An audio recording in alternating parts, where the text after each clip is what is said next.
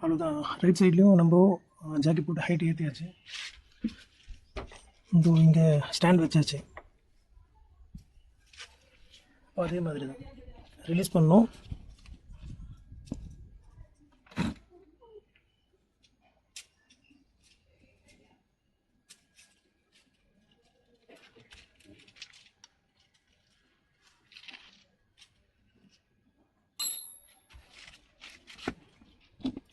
அவ்வளோதான், ரிலீஸ் பண்ணியாச்சு.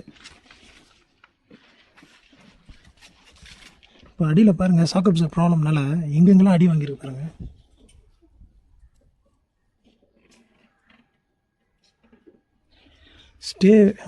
வண்டியோட பாடியிலே வந்து அடி வாங்கியிருக்கு. இது வந்து ரஸ்ட்டு கோட்டிங் போட்டிருக்காங்க வண்டியில். ஸோ இது மேலே உள்ளதெல்லாம் தேய்ச்சிட்டு இப்போ உள்ளே இருக்க மெட்டல் பீஸே தெரிய ஆரம்பிச்சிருச்சு. ஸோ ரஸ்ட் ஆகிறதுக்கும் சான்சஸ் இருக்குது. இந்த மாதிரி பாடி கீழே அடிக்கடி அடி வாங்குதுன்னா ரைட் சைட்லேயும் அப்படி தான் இருக்குது, லெஃப்ட் சைட்லேயும் அப்படி தான் இருக்குது.